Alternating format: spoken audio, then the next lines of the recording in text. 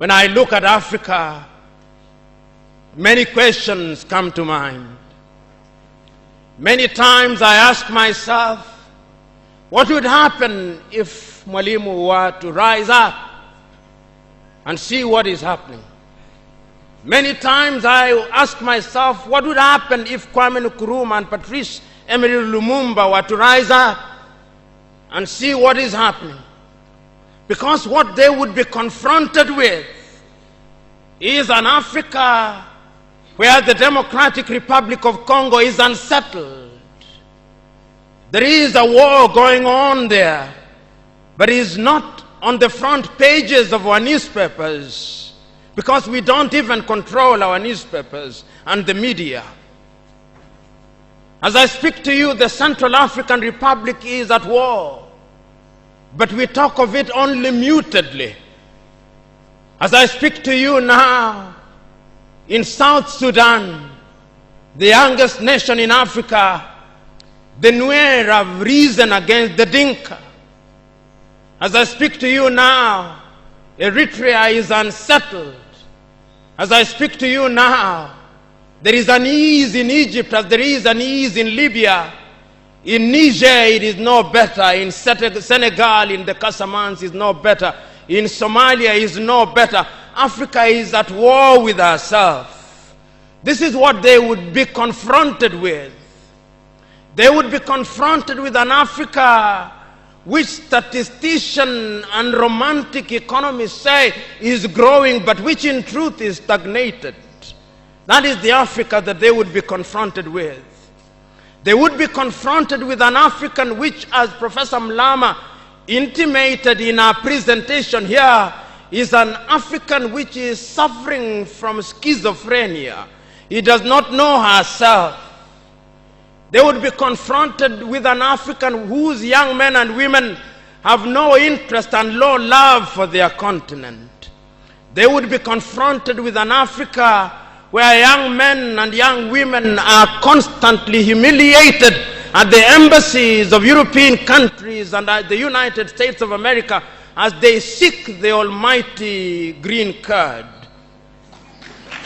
They would be confronted with an Africa where young men and women from Niger, Nigeria, Senegal, Mali, and Mauritania drown in the Mediterranean as they seek to be enslaved in Europe. This time round, Africans are not wailing and kicking as they are being taken away to be enslaved. They are being seen wailing and kicking as they seek to be enslaved in Europe and America.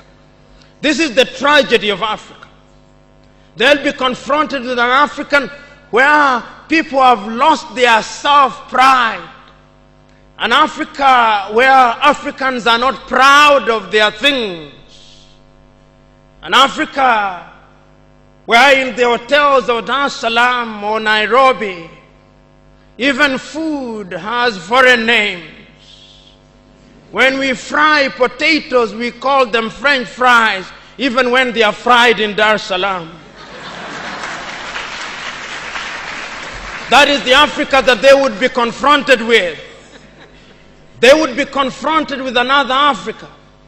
An Africa which does not tell her story. An Africa whose story is told by Europe and America, the CNN, Radio Deutsche Welle, Radio France. That is the Africa they would be confronted with. They would be confronted with the young men and women who have no pride in Africa. When they want to enjoy themselves, they sing the praises of football teams from Europe and America. It is Manchester United. It is Arsenal. It is Real Madrid. And Barcelona, not Yanga, not Mufulira Wanderers, not Gor Mahia, not FC Leopards. No. That is the Africa that they would be confronted with. They would be confronted with an Africa which does not enjoy its theater and drama. That Africa celebrates Leonardo DiCaprio. It celebrates Angelina Jolie and Brad Pitt. The Africa does not celebrate Genevieve Naji of Nigeria or Rita Dominic or Lou Jacobs of Nigeria, it does not celebrate Bongowood or Nollywood or Riverwood. It celebrates Hollywood. That is the Africa with which they would be confronted. They would be confronted with African women whose greatest source of joy is cheap grade B Mexican soap opera, La Patrona, La Mujer de mi Vida, The Rich Also Cry. Why must we remind ourselves of these realities? Because throughout the ages, the battle has always been the battle of the mind. And if your mind is conquered, then you are going nowhere. And that is why in the ages of enlightenment in Europe, the great René Descartes said, cogito ergo sum, I think, therefore I am. And therefore, if Africans are to begin to make a contribution in their affairs, Africans must begin to think. But the question is, are we thinking? We have universities in their numbers. Tanzania has universities including Dar es Salaam. Nairobi has universities, as indeed Kampala, as indeed South Africa, Johannesburg. We have all these universities. We have engineers. But our roads are not being made by Tanzanian civil engineers. It is the Chinese who are present in this assembly who are making our roads.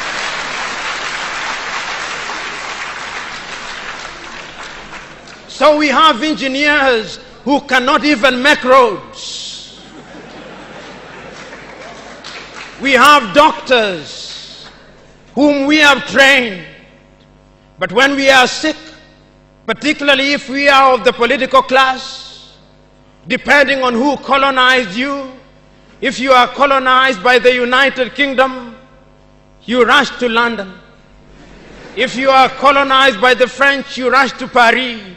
If you are colonized by the Portuguese, you rush to Lisbon. And if you are colonized by the Spaniards, you rush to Madrid, Spain. And recently, because the Asians are beginning to get their act together, we run to India. And very lately, because the Arabs are also beginning to get their act together, we run to Dubai. Notwithstanding that we have the Kenyatta hostels of this country, the Muhimbilis of Tanzania, the Chris Hani Baragwanaths of South Africa, and the Mama Yemos of Kinshasa in Zaire or the Democratic Republic of Congo, but we have no faith in our doctors. In the area of education, we also don't have faith. Our political class introduced something that they call free education, but it's free indeed, free of knowledge. Because they are so suspicious of those institutions that the typical African politician would not dare take their children to those schools.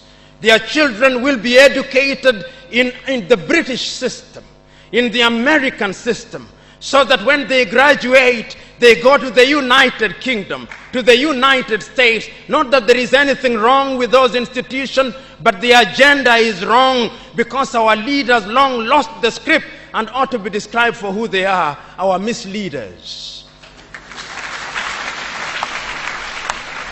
But we are co-authors of our own misfortune. Whenever we are given an opportunity to elect our leaders, we are given a blank check.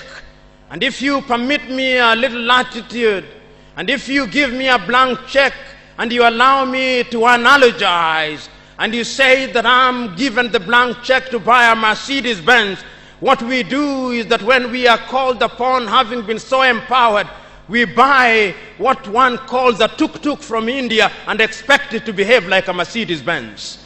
How does that happen? Because what we do is to elect thieves. We elect hyenas to take care of goats, and when the goats are consumed, we wonder why.